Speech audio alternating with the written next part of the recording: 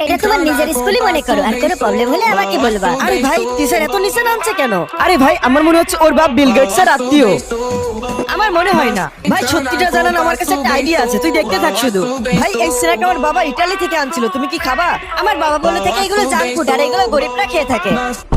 শালা তুই প্রতিদিন গরিবের খাবার খেয়ে থাকিস।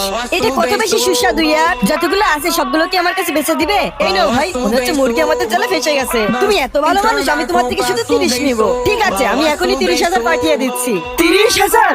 কেন, কম হয়ে গেল নাকি? আরে না না না ভাই, যাই হোক আমি তোমাকে আমার নোবেল কালেকশন দেখাচ্ছি, অনেক মজা হবে। আরে এটা কি দেখিয়ে দিলি তুই?